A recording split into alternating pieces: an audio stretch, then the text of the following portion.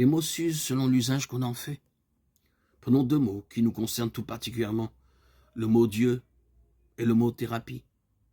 Rena Maria Rilke disait « Est-il possible qu'il y ait des gens qui disent Dieu et pensent que ce soit là un être qui leur est commun ?» Vois les deux écoliers, l'un s'achète un couteau de poche et son voisin le même jour s'en achète un identique. Et après une semaine, ils se montrent leur couteau et il apparaît qu'il n'y a plus entre les deux qu'une lointaine ressemblance. Tant a été différent le sort des deux couteaux dans les mains différentes. Avec un couteau, on peut commettre des crimes, trancher des liens, s'ouvrir un sentier dans la jungle, sauver une vie lors d'une opération difficile. Au nom de Dieu, on tue, on ferme ou on ouvre des chemins, on inscrit dans sa chair des cris de sang ou des écharpes de lumière. À un moindre niveau, il en est de même avec le mot thérapie. Comme le mot Dieu, il existe pour indiquer une issue, une guérison possible, une joie sans doute. Et pourtant, les guerres les plus sanglantes se font au nom du bien ou au nom de Dieu. Les maladies les plus graves nous sont parfois données de l'instrument et des mains dont nous attendions la délivrance. L'instrument juste entre les mains de l'homme, non juste a des effets non justes. Alors cessez d'accuser Dieu, la thérapie ou le couteau. Tout dépend de l'usage qu'on en fait, de l'usure, de la conscience qu'il emploie, du sujet. Et peut-on dire le contraire?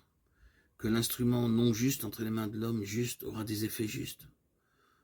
Le couteau ne restera-t-il pas tranchant et en quoi peut-il nous aider à mieux boire un verre d'eau? La question demeure pourtant, qu'est-ce qu'un homme juste?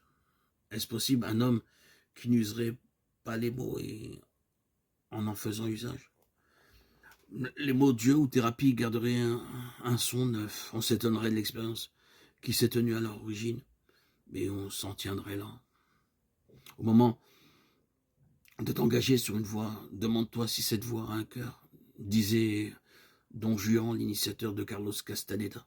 Il ne s'agit pas ici du cœur physique, ni même du cœur affectif et émotionnel, mais du cœur comme centre d'intégration de toutes les facultés de la personne, ce cœur centre de l'homme, dont témoignent à peu près toutes les grandes traditions d'humanité. Un des drames de l'homme contemporain, c'est qu'il a perdu son cœur. Entre le cerveau et le sexe, il n'y a rien. Quelquefois quand même, une immense nostalgie.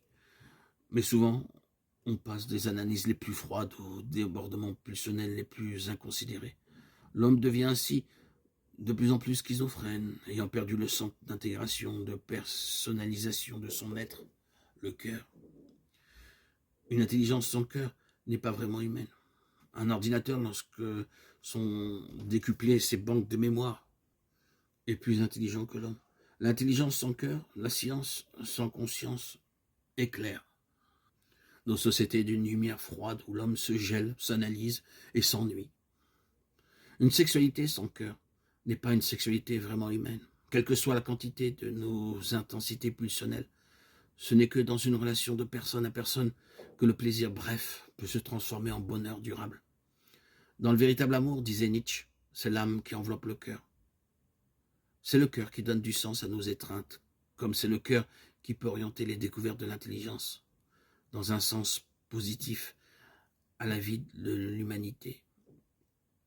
Nous sommes à l'époque des néons et des couvertures électriques, des lumières froides et des chaleurs opaques. On ne se réchauffe pas auprès d'un néon électrique, on ne s'éclaire pas auprès d'une couverture chauffante. Nous avons perdu la flamme qui est à la fois la lumière et la chaleur. Il nous faut retourner à notre cœur. Retourne à ton cœur.